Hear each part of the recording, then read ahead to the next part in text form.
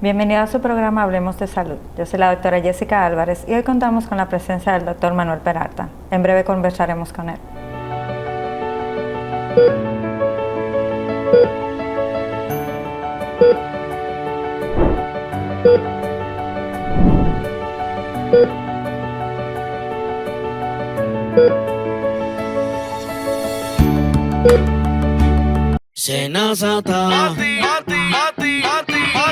Descubre todo lo que puedes hacer con los canales alternos Senasa. Si ingresas a la app Senasa en la opción Servicios, Solicitud, puedes realizar tus preautorizaciones médicas desde cualquier lugar. Y si necesitas verificar el estatus de tu solicitud, también lo puedes hacer desde casa, ya sea en la oficina virtual www.arssenasa.gov.do o desde la app. Senasa, nuestro compromiso.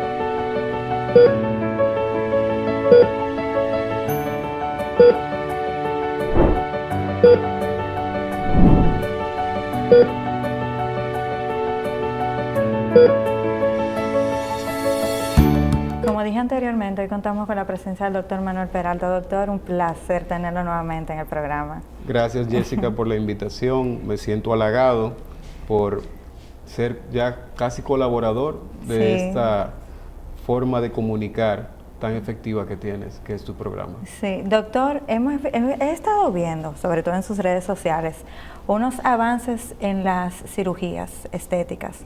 Bien sabemos que son procedimientos que las mujeres tendemos a tenerle un poquito de miedo, el asunto del posoperatorio, de si duele, si no duele.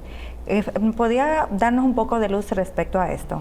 Bueno, Jessica, nuevamente tengo la oportunidad de transmitir las buenas nuevas en cirugía.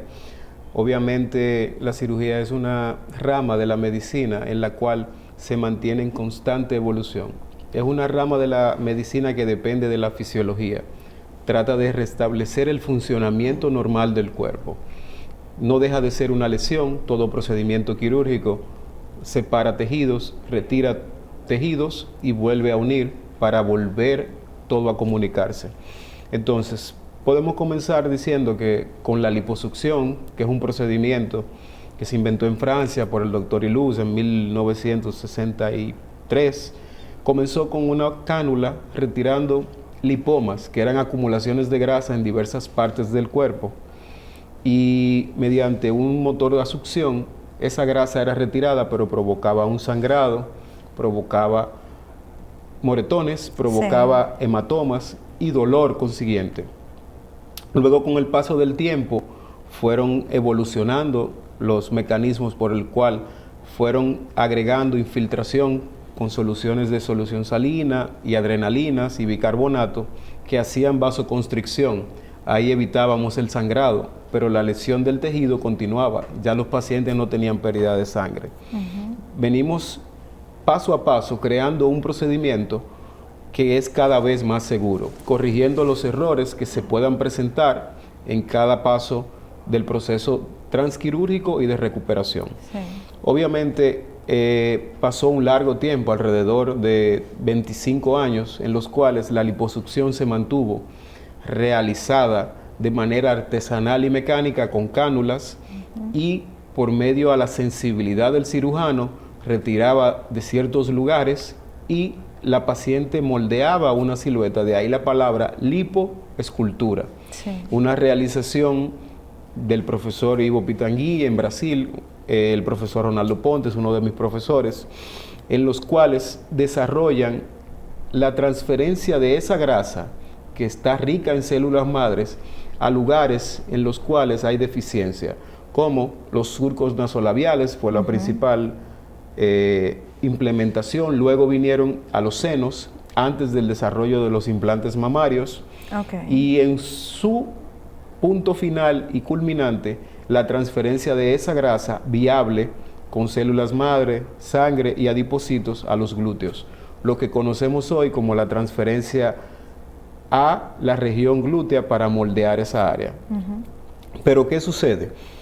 Aún continuaba el dolor, aún continuaba la molestia, aún continuaban los hematomas y la pérdida de sangre cuando se realizaba una liposucción.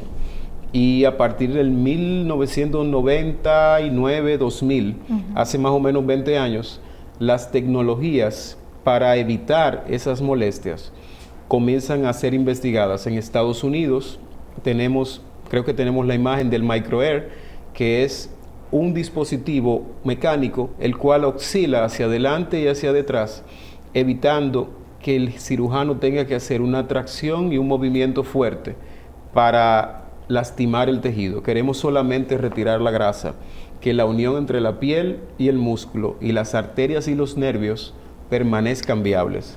Entonces, cuando tú no lastimas el nervio, cuando tú no tienes una pérdida de sangre y cuando tú mantienes la anatomía virgen, religiosamente en su lugar, la piel retrae sin dolor, sin edema y en un menor tiempo de recuperación.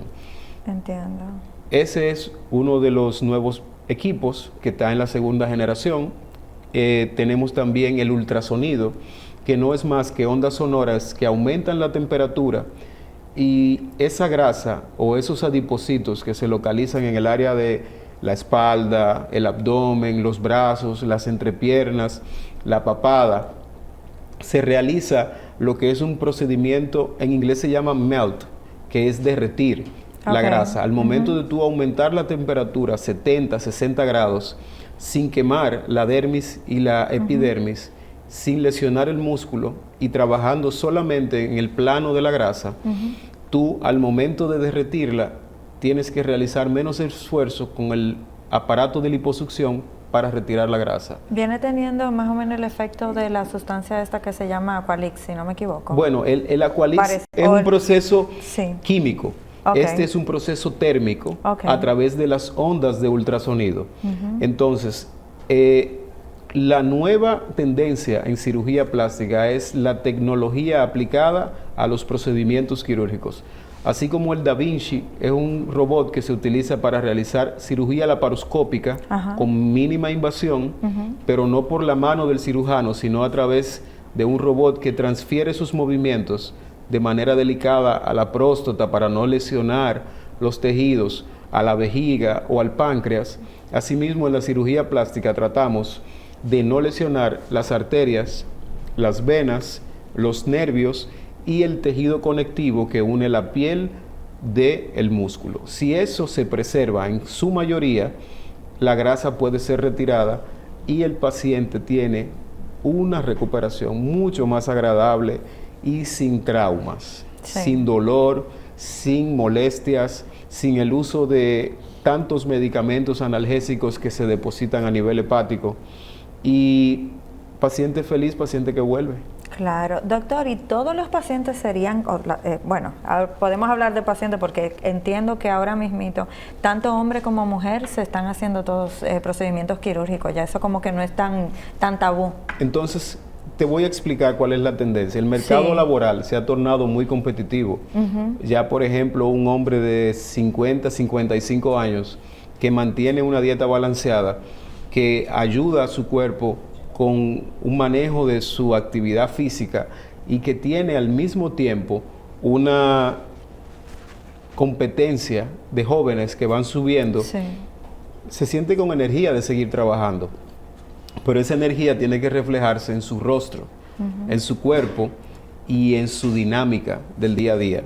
Entonces, una visión cansada por una pálpebra o un párpado caído, un abdomen globoso por una falta de organización en la dieta o simplemente una lesión en una rodilla que no te permite hacer actividad física, la podemos corregir con una liposucción. Pacientes que tienen antecedentes de obesidad, que se han realizado cirugías plásticas, cirugías bariátricas, nosotros podemos de una manera radical cambiar el físico del paciente, corrigiendo toda esa piel colgante y llevando a cabo procedimientos como abdominoplastía y liposucción que transforman esa fisionomía de piel flácida y caída a tersa y firme. Sí, ya el problema de la cicatrización, que generalmente es lo que siempre se imaginan. Yo recuerdo procedimientos de brazos donde se notaba mucho la cicatrización y esto no se veía nada estético. Esta tecnología ha ido avanzando en pro de que eso se disminuya. Bueno, ahí yo voy a tener que ser un poco abogado del diablo. Sí, doctora. Mire lo que pasa. La piel es un órgano de los más extensos del cuerpo. Solo lo continúa el endotelio vascular, que es el órgano más grande. Pero la piel, que es nuestra protección, tiene capas. Está la epidermis, está la dermis y está el tejido subcutáneo. Si usted cuida esa piel y usted retira una porción de tejido y usted sutura anatómicamente las capas como van, ellas responden con una cicatrización sumamente agradable. Una línea prácticamente, a menos que el paciente tenga una tendencia de queloide o cicatriz hipertrófica. Para mí es importante que al momento de evaluar un paciente, poder determinar alguna que otra lesión o cicatriz para saber cuál es el comportamiento de ese cuerpo a la sutura. Claro. Que obviamente es un cuerpo extraño. En mi caso utilizo hilos absorbibles, hilos de una marca reconocida que está probada con anterioridad de que al momento de absorberse no quedan vestigios y no tengo que pasar por el trauma de retirarle suturas al paciente. En la mayoría de mis suturas, menos en los ojos. En los ojos, como es una piel tan fina, la piel más fina es la de los párpados, seguida por la parte del antebrazo. Ahí yo tengo que colocar una sutura que yo pueda retirar, porque el proceso de absorción inflamaría mucho lo que es la parte del párpado. Pero si usted cuida la piel, sutura de forma adecuada y no presenta antecedentes de cicatriz hipertrófica o queloide, usted va a tener una cicatrización agradable. Entiendo. Doctor, ¿todos los pacientes son candidatos a este tipo de tecnología nueva que está teniendo la consulta? ¿O quizás hubieran algunas personas que tuvieran contraindicaciones ya por situaciones sistémicas o problemas que vienen arraigados, procedimientos quirúrgicos previos? ¿Cuáles serían? Bueno, te voy a explicar algo que me sucedió esta semana. Un paciente llegó, tiene un problema renal, tiene quistes en los riñones. ¿Qué pasa? Que al momento de nosotros realizar una liposucción, colocamos una solución salina y adrenalina. La adrenalina estrecha la arteria, pero a nivel periférico y renal. Entonces, un riñón que ya viene con un problema de base, la paciente, primero su salud, y luego la belleza. Claro. Entonces, por eso una evaluación integral de esa paciente me permitió elegir que ella no es candidata para una liposucción, una abdominoplastía sí, y orientar de que aunque exista algún médico que le proponga realizar ese procedimiento, su organismo puede reaccionar de manera adversa. Sí. Entonces, no todos los pacientes califican, pero no solamente para la tecnología, sino para el procedimiento como tal. Pero si califica para una liposucción, la tecnología trato de colocarla en todos mis pacientes. Entiendo que poner un costo adicional a algo que beneficia a un paciente es ser injusto con el que no pueda pagar. Entonces buscar un precio razonable en el cual todo el mundo salga beneficiado y yo tener la tranquilidad de que el resultado que voy a obtener es igual para todos, bueno y bonito. Sí, acaba de decir algo muy importante, porque generalmente la cirugía plástica la vemos como vanidad. Estamos buscando una belleza, pero realmente a veces no es vanidad, va más allá. Y me imagino que usted ha tenido casos donde usted ha cambiado significativamente la vida de una persona. Doctora, yo le voy a dar mi opinión personal. Claro. La vanidad llega en el momento en el que usted tiene todo resuelto. Pero una persona que ha tenido 3 embarazos, que ha pasado por un proceso de lactancia, aumento y disminución de peso porque no puede hacer dieta durante el embarazo, es una paciente que tiene más que merecido volver a ver su cuerpo como antes de los embarazos. Claro. Muchas veces por el tema de que la responsabilidad materna de un colegio, de un seguro médico, de un servicio para ayudar en los quehaceres del hogar, drena el presupuesto familiar y uno va olvidando qué era de aquel cuerpo con el cual usted se enamoró. Claro. Con el cual usted surgió a la vida matrimonial y los hijos absorben bastante. Absorben la vida entera. Exacto, te absorben la vida entera. Entonces, para mí es importante saber cuántos hijos tiene una paciente, porque cuando yo opero a alguien, yo quiero saber cuántos hijos tiene, porque cuando me dicen, como me dijo una paciente hoy, yo quiero hacer todo, yo quiero hacer la mama, yo quiero hacer el abdomen, quiero hacer la espalda, quiero los glúteos, y le dije al final, ¿y tus 3 hijos quién los va a cuidar? Ciertamente. O sea, yo tengo que entender que esa madre que viene a mí para ser restaurada, vamos a decirlo así, tiene que volver a ver sus hijos y criarlos y cuidarlos. Entonces, lo que te tomó 14 años tener esos 3 hijos, no puedes pretender que yo en 5 horas restaure el cuerpo completo de algo que te tomó 14 años. Ciertamente. Entonces, la lógica y el entendimiento entre el médico y el paciente son fundamentales. No poner el dinero delante. Tienes que poner la seguridad y la salud primero, que el resultado llegará de manera adecuada. Sí. Doctor, justo hablando de el asunto ya de la edad, porque generalmente, bueno, ahora sí hay muchas pacientes jóvenes van a hacerse procedimientos quirúrgicos, pero ya cuando estamos en la etapa adulta sabemos que tenemos un cambio, que viene desde adentro, los tejidos cambian, todo cambia. A la hora de operarse y que haya el posoperatorio, ¿el comportamiento de los tejidos es igual de noble o cambia? Bueno, te voy a consultar como médico que eres. ¿Tú prefieres un paciente joven con trastornos alimenticios o un paciente adulto de la tercera edad con buenos hábitos y un manejo adecuado de su salud? El adulto, 100%. Entonces, cada casa es un caso, cada paciente es individual, Sí. el resultado de uno u otro. Podemos tener pacientes jóvenes con pieles flácidas, con falta de colágeno, con debilidad de la fibra y al mismo tiempo tener estrías y una debilidad con una flacidez marcada. Y tenemos pacientes de 50, 60 años que tienen un tejido noble, que al momento de tú realizar cualquier procedimiento, inmediatamente vuelven a tener una recuperación adecuada. Entonces, la genética y la evolución de cada paciente es individual. No me gusta englobar a todo el mundo bajo el mismo criterio. Quiero estudiar y analizar qué es lo mejor para cada quien. En esta parte del diagnóstico, ¿qué sería un diagnóstico ideal para un paciente a la hora de someterse a un procedimiento quirúrgico de lipoescultura, por ejemplo? Porque sabemos que a veces como que se obvian situaciones por la rapidez, por la que quiero que esto se haga en 15 días y a los 15 días quiero mi normalidad de vida. Bien, tú me estás preguntando cosas que son puntuales así de pacientes que me llegan a la mente. Yo tengo una paciente que operé hace 15 días y ella dice que quiere pasar por allá con su esposo porque ella no ve el resultado.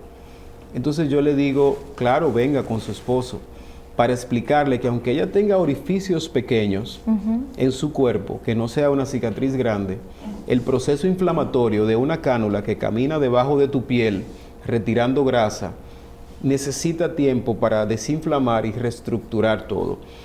Los resultados de una liposucción se ven aproximadamente de 60 días a 3 meses. Cuando el tejido linfático que camina junto con el tejido graso o el subcutáneo vuelve a tomar esa unión.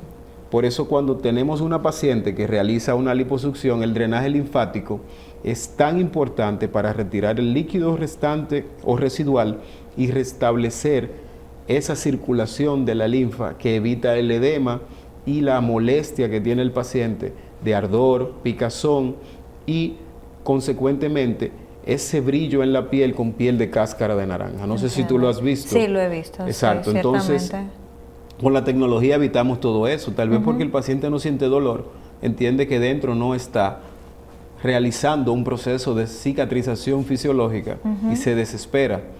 Pero lo único que nos resta es tener paciencia. Doctor, ¿y qué usted hace? Porque llegan estas situaciones donde llegan con la fotografía y dicen, quiero esto, sabiendo que hay que cada persona es un mundo y es diferente. ¿Cómo se maneja esta la consulta? A veces quiero que me saque 40 litros de grasa, sabiendo que... No.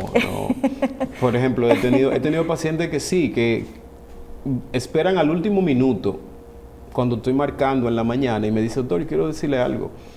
Dígame, yo quiero enseñarle algo para que usted tenga una idea. Y yo, claro, sería bueno tener una idea de qué es lo que te gusta para saber cómo voy a trabajar. Entonces me muestran esas pacientes que nunca han pasado por un quirófano, que tienen una dieta balanceada, que solamente hacen actividad física y aparte de eso viven fuera. Porque excelente. Es un parámetro importante. Sí. Entonces yo le digo, claro, entonces deja eso ahí. Y yo siempre tengo las fotos preoperatorias de mi paciente en una tablet. Entonces le digo a mi asistente, pásame la foto de ella. Y la pongo una al lado de la otra. Y le digo, en el momento en el que yo pueda hacer que tú cambies de donde estás a donde está ella, yo dejo de trabajar. Yo voy a dar lo mejor de mí para sacar lo mejor de ti. Pero recuerda que ella tiene su historia y tú tienes la tuya.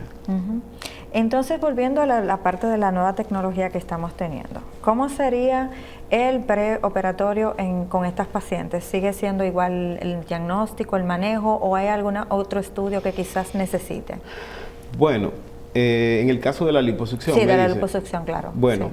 Es importante siempre, ahora en la era post-COVID, realizar lo que es la evaluación de antígenos, pruebas PCR, realizar dímero D, evaluación neumológica, porque al momento de tú colocar una paciente en una cama de cirugía, disminuye todo lo que son los procesos vitales y queda a merced del anestesiólogo. Entonces yo necesito que ese anestesiólogo tenga la confianza de que cuando él baje los niveles de conciencia, ese paciente sea autónomo de mantener ventilación, frecuencia cardíaca y permita tanto a él como anestesiólogo controlar los signos vitales como a mí realizar mi trabajo. Sí. Pero luego aguantar una faja de postoperatorio, que es una cárcel para muchas pacientes porque no están acostumbradas a andar suelta, a tener ropa interior cómoda, y la faja comprime para ayudar a que esa adherencia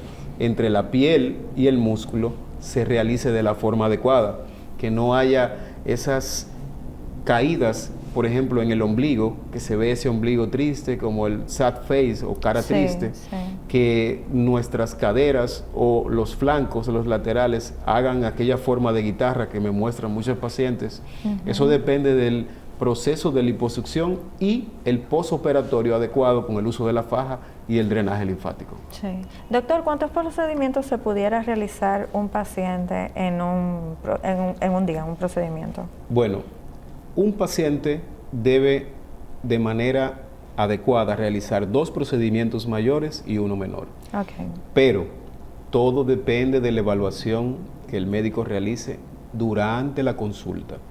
He tenido pacientes que por tener un peso alto solamente puedo realizar de manera higiénica una abdominoplastía para quitar esa flacidez y ese malestar que presenta la unión de la piel del abdomen con la pelvis, creando muchas veces micosis, creando muchas veces esa humedad residual al momento del sudor acumularse en esa área. Y luego cuando la paciente estabiliza su peso, ahí se puede realizar una liposucción. Okay. Pacientes de peso alto que tienen mamas muy grandes, es menester realizar una cirugía de mama reductora, porque la lordosis o la caída de la columna anterior por el peso de las mamas no es compatible. Pacientes que llegan con mucho dolor, molestias a nivel torácico y cervical por presentar todo ese peso en las mamas, también es independiente. Solamente necesitamos una buena salud, no necesariamente que baje de peso. Sí, claro. Entonces, esa es una de las razones principales. Sí. Doctor, habíamos visto que teníamos como una tendencia al aumento excesivo en los procedimientos quirúrgicos, más sin embargo, hemos visto que todo se ha volteado. Volvimos a lo básico, a la parte de los inicios. ¿Cómo se le ha dado esto en la consulta a usted? Bueno, tú dices con el tema de las siluetas. Sí, las siluetas eran exuberantes. Ahora tenemos mamas mucho más delicadas, pequeñas. Exacto. Pacientes que tenían implantes ahora los están retirando. Exacto. La reducción mamaria y el no llevar un cuerpo al límite de una cintura pequeña, un glúteo pronunciado. Entiendo que el proceso de elegancia nunca muere. La mujer de por sí es elegante con siluetas tenues y obviamente bien proporcionadas para su cuerpo. Tú no puedes poner a una persona de una estatura baja unos glúteos amplios, se va a ver más pequeña. Si tú consigues un cuerpo rectilíneo con curvas suaves, la altura compensa con el proceso de recuperación y la paciente va acorde su tamaño con sus fisionomías adecuadas. Por ejemplo, la nariz, te voy a decir algo importante. En nuestro país tenemos múltiples tipos de narices, no nariz caucásica, ni afro, ni nariz indígena. Tenemos una mezcla importante. Las narices, al momento de que una paciente me solicita algún tipo de recomendación, siempre le digo, no busques una nariz perfilada con unos labios gruesos. Va completamente en vía contraria. Uno va hacia el norte y otro va hacia el sur. Tiene que ser algo que vaya cejas, ojos, nariz y boca, para que vaya en armonía con lo que tienes para presentar. Sí, cuando están haciendo los procedimientos o está evaluando a la paciente, me imagino que tiene que ir a una parte donde evalúa los cánones o las proporciones que se podían manejar con la paciente y tendría entonces que explicárselo.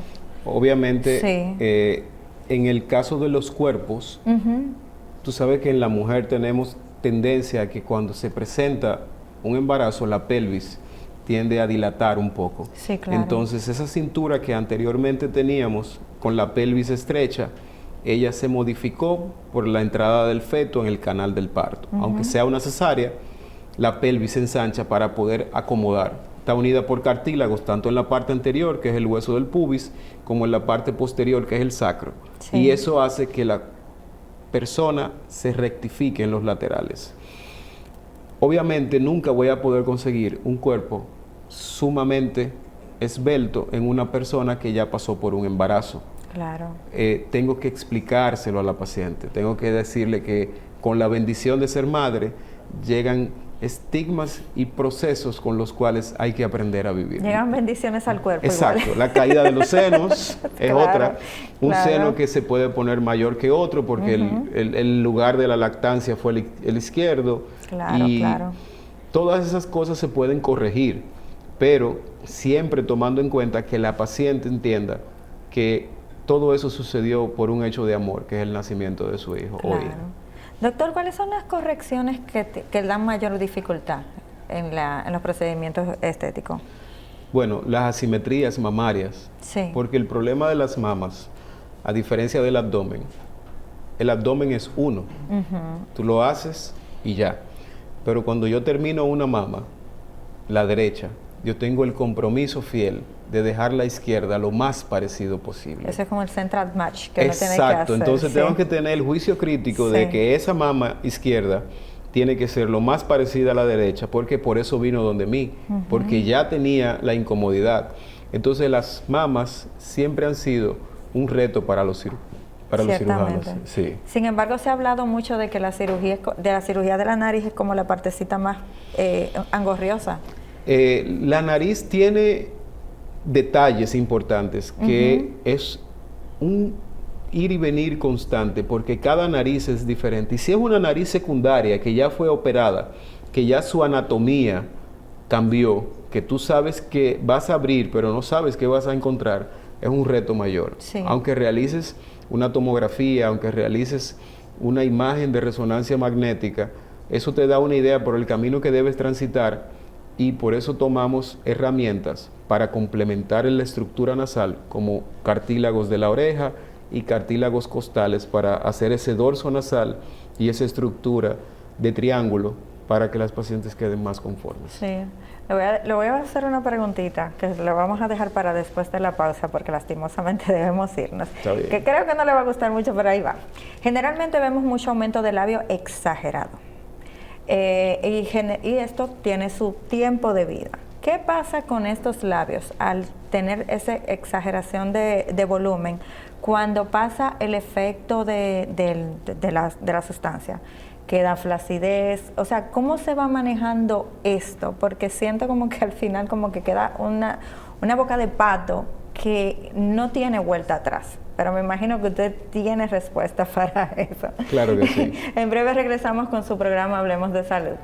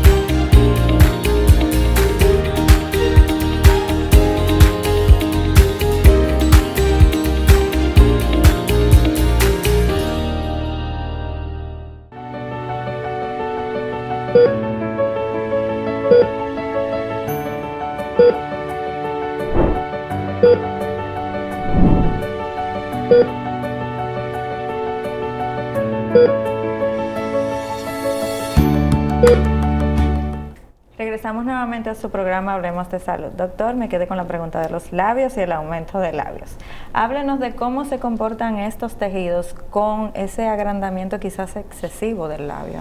Bueno, doctora, yo le voy a ser completamente sincero. Hace 2 semanas salió en la revista de cirugía plástica de la Sociedad Americana, PRS, un estudio de resonancia magnética a nivel subcutáneo, o sea, debajo de la piel, en pacientes que fueron infiltrados con ácido hialurónico, que es el más común de los rellenos faciales. El ácido hialurónico que se fabrica, homólogo del ácido hialurónico que produce el cuerpo, no se absorbe de manera completa, siempre quedan vestigios.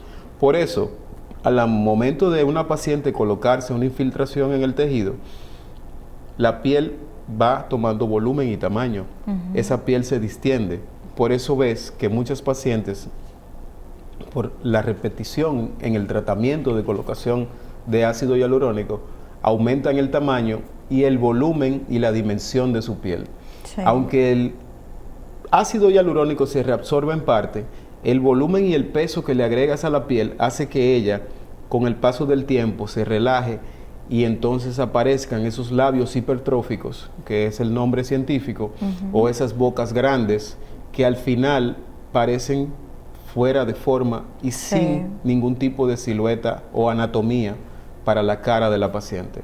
Al mismo tiempo te digo que muchas personas en pos de conseguir recursos en las áreas estéticas y de spa colocan productos que no son homologados por los ministerios de salud, como es el biopolímero, aceites vegetales y cualquier otro tipo de líquido en el cual el cuerpo disminuya la tasa de rechazo, cobrando altas sumas. Hemos visto en el quirófano pacientes que han sido colocados con silicón líquido del que colocan para maquinarias.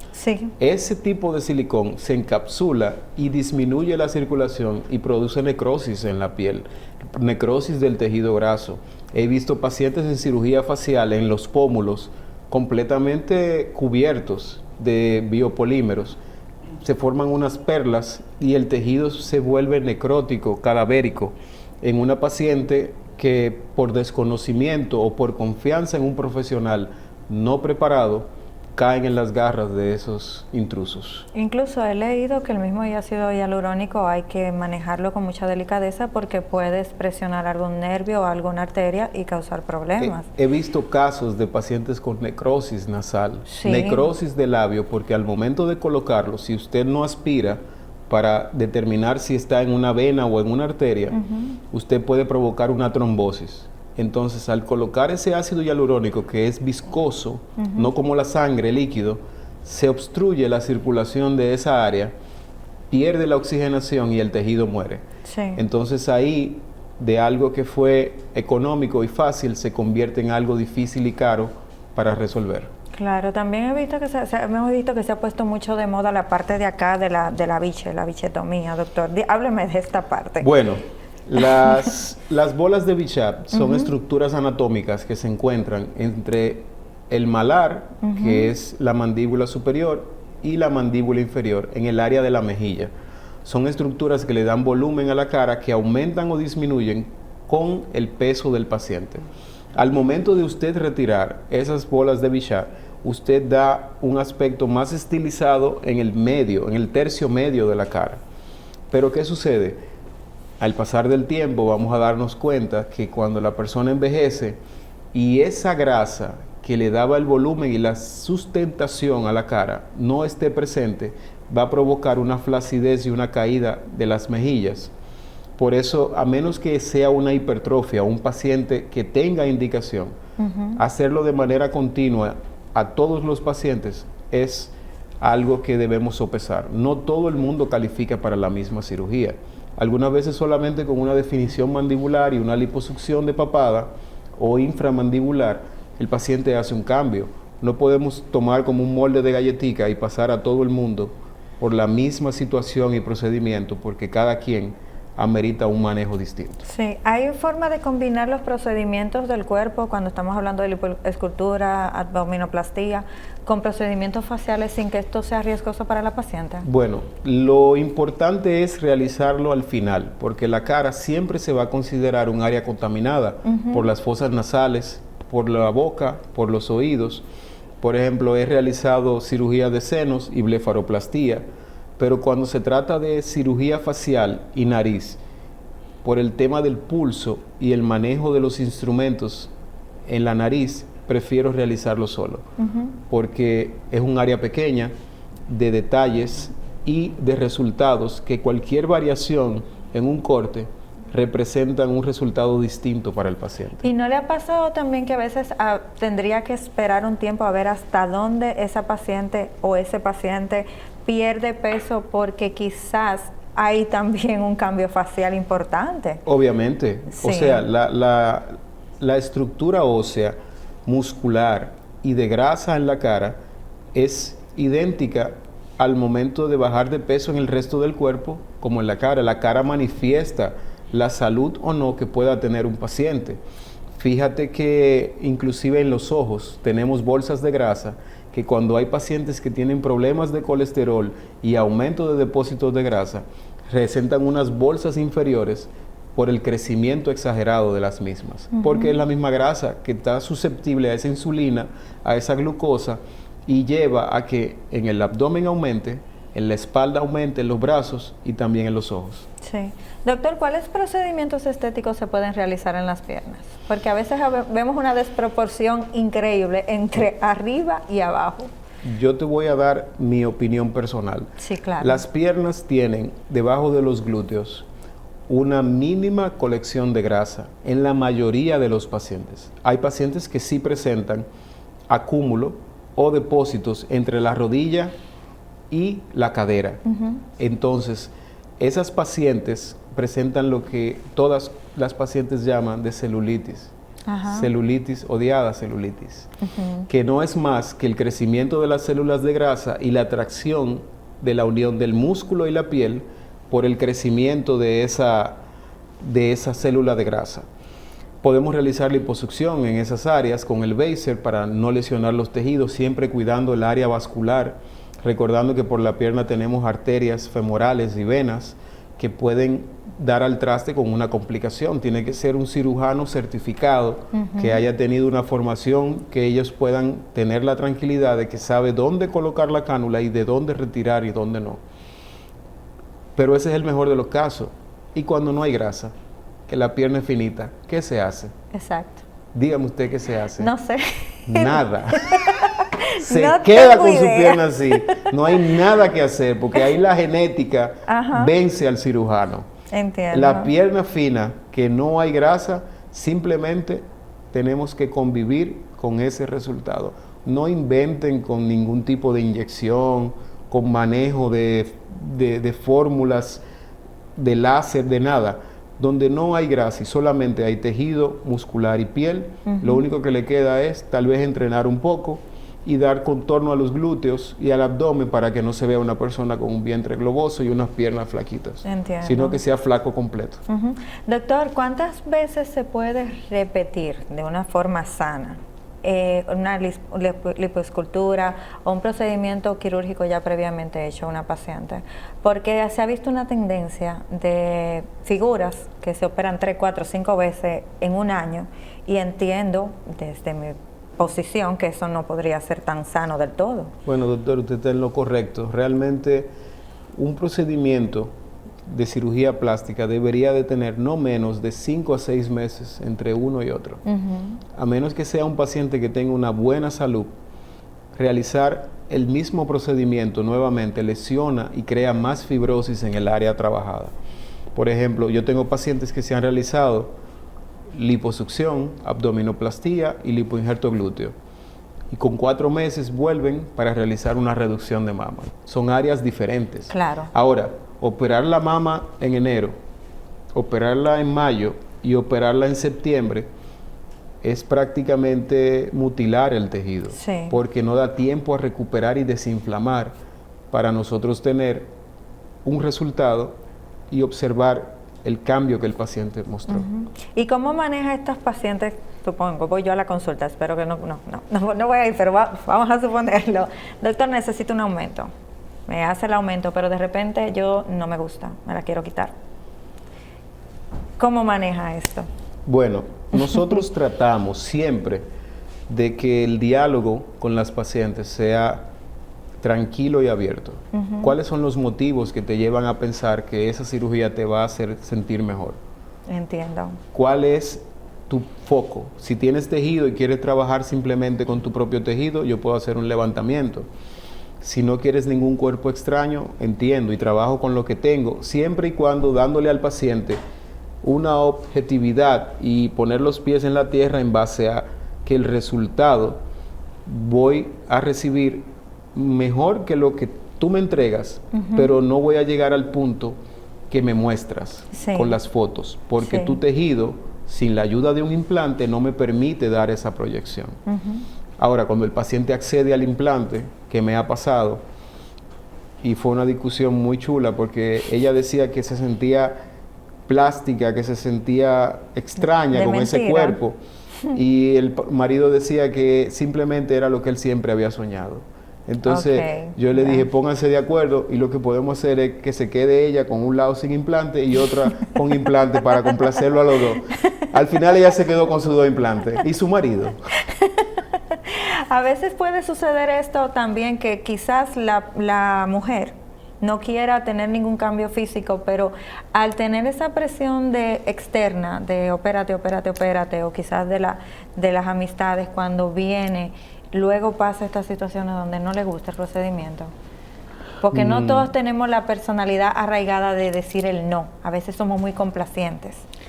No me ha llegado el caso, pero sí me ha pasado lo contrario. Me ha pasado de personas que son muy retraídas y que son resistentes al cambio, y luego que visualizan el resultado, cambian su forma de ver la vida. Tengo un paciente, por ejemplo, que tenía miedo a los aviones, pero luego que se operó quiere viajar al mundo entero con su cuerpo porque se siente segura de sí misma. Se han presentado pacientes que me dicen, doctor, mi problema no es operarme porque me gusta lo que veo, mi problema es cambiar el closet porque ahora nada me queda. Ese es un problema bueno. La lencería también, o sea, le dice, le voy a quemar la lencería, yo le digo, no, tráela, que hay mucha gente que trabaja en la clínica que la puede recibir sin ningún problema. Entonces, para mí es un agrado poder oír a la paciente y sacar mis conclusiones para no tomar nunca a priori una decisión que luego al final el paciente pueda no aceptar. Doctor, siempre hay un caso muy significativo. Hay uno que marca. ¿Cuál ha sido ese para usted? No necesariamente bueno. No, nunca es bueno. No necesariamente bueno. Por ejemplo, he recibido pacientes que por mi formación he tenido siempre la norma de seguir el libro con el cual me formé. Para las pacientes que hago cirugía de mama, a la gran mayoría le mando a hacer una sonomamografía. y el tejido que retiro en la mama siempre lo envío a patología. Y en algunas pacientes he encontrado tumores, cáncer de mama, porque se predica mucho y se da una publicidad importante sobre la prevención. Pero no imaginas cuántas mujeres llegan a mi consulta con 4, 5 y 6 años sin haberse realizado una evaluación o una mamografía. Y al momento de realizar el procedimiento, con ese protocolo previo, recibo mucha información y derivo donde el mastólogo, donde el oncólogo, para una segunda opinión, y luego que autorizan, entonces ya yo procedo a hacer mi parte. Eso me marca mucho cuando vienen ilusionadas con un sueño y encuentro algo que no siempre es favorable para el paciente. Y es un tema que va más allá porque es la salud realmente. Exactamente, es así. Doctor, ¿cómo han sido estos pasos de una cirugía que quizás antes era más invasiva a una mínimamente invasiva? A veces estamos acostumbrados a la vieja escuela y al libro de la vieja escuela, y si no son procedimientos donde siento que realmente me sacaron la vida, no me siento segura. ¿Cuál ha sido el recibimiento que ha tenido de las pacientes o en general del público con estos procedimientos? Bueno, esa escuela viene desde la cirugía general y la práctica médica en Estados Unidos, que son cirugías ambulatorias. Por ejemplo, ya en Estados Unidos se realiza una cirugía de vesícula por vía laparoscópica en la mañana y el paciente al mediodía se va a su casa a las 2 de la tarde con una anestesia general, con un procedimiento invasivo intraabdominal, pero con una incisión mínima. Entonces, yo sigo siendo de la vieja escuela. Me gusta quedarme en la clínica, ver el paciente, saber cómo durmió, que pase su solución, que se hidrate, que se mantenga en reposo, y al día siguiente ponerlo de pie, ver que está todo en orden. Y el hecho de yo tener el consultorio en el lugar donde opero me permite pasar el día interactuando con esa evolución y ver cualquier cambio que me pueda llamar la atención para tomar conducta inmediata. ¿Cómo es el postoperatorio con estos nuevos procedimientos mínimamente invasivos? Mucho más tranquilo. El paciente siente menos dolor, el paciente refleja una tranquilidad, porque cuando tú consigues dormir porque no tienes molestia, te levantas tranquilo. El cuerpo se recupera durante el sueño. Tanto en la actividad física como en un proceso quirúrgico, tenemos ciclos hormonales que se presentan durante el día, como el cortisol en el estrés y la melatonina durante la noche. Ambos trabajan con la producción de colágeno, el aumento de las inmunoglobulinas, la producción de la vitamina C y la vitamina D para el fortalecimiento de los tejidos. Entonces, si un paciente no descansa, no voy a tener el resultado que quiero. Por eso le pregunto bastante a mis pacientes, ¿cómo es tu sueño? ¿Descansas? ¿Tienes cuántas horas de sueño? Si me dice que no duermo, yo prendo la voz de alerta y pregunto por qué. ¿Qué te hace no dormir? ¿Cuáles son las causas? ¿Algo te preocupa? ¿El insomnio se trata? ¿Se maneja a nivel psicológico o psiquiátrico? Pero es algo que se necesita para recargar energías. ¿Alguna vez ha tenido pacientes problemas? Pacientes que sabe que no debe operarlos. Sí, claro que sí. Por ejemplo, el paciente que no me mira a la cara, que no hace contacto visual, el paciente que no transmite a través de la mirada su ilusión con el resultado, es un paciente que es difícil para mí porque no tengo lecturas de qué piensa. Un paciente que llega y el acompañante es quien habla. Yo también tengo mis reservas y trato que en el momento de la evaluación, que trato de hacerlo siempre con parte de mi equipo, con alguien de mi equipo, siempre veo a un paciente con alguien de mi equipo al lado, para obtener esa información de qué le inquieta, qué le intranquiliza, y si él piensa que esa cirugía le va a dar la felicidad. Si me dice que sí, no lo opero, porque la cirugía no da felicidad ninguna. El problema solucionado es que te va a dar la felicidad. Estés gordo, estés flaco, estés con mucha piel o con los senos caídos. Eso nunca te va a resolver tu problema emocional. Ciertamente. Doctor, justo en estos días estuve viendo imágenes de personas que se han sometido a varios procedimientos, evidentemente de lipoescultura y abdominoplastía, y la piel se le ve como con grumos en la parte del estómago. ¿A qué se debe esto? Bueno, la abdominoplastía es un procedimiento en el cual retiramos una porción de la piel infraumbilical y debajo del pubis. Se levanta toda la piel y se tracciona para esa flacidez que se presenta por los embarazos o por un aumento de peso. Nosotros inmediatamente volver a restablecer esa tensión. Muchas veces, al realizar una abdominoplastía, no realizamos liposucción en esa área.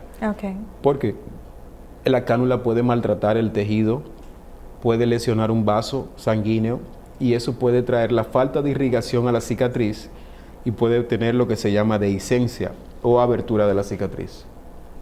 Entonces esos grumitos quedan, pero al momento del paciente recuperar y desinflamar, la piel se simetriza y homogeniza con todo lo que es el tejido subcutáneo. Recuerda que en ese momento está sobre tensión. Sí, un claro. tejido que estaba suelto y flácido, lo sometemos a una tensión y a una compresión lateral con la faja.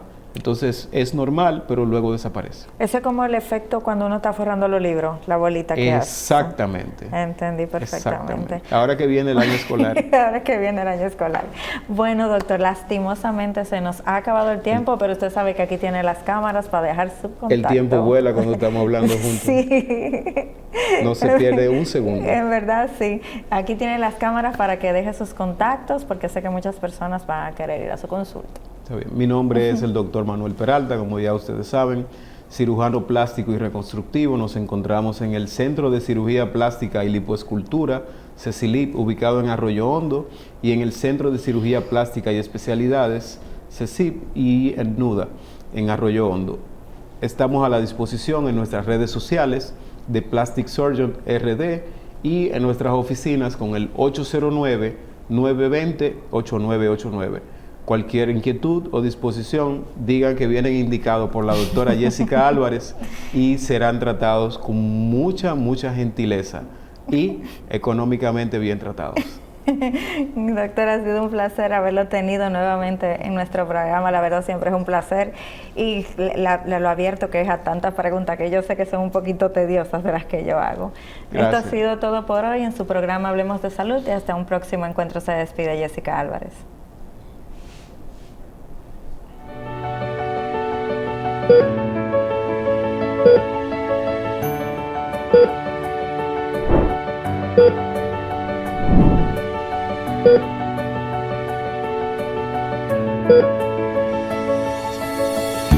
Thank you.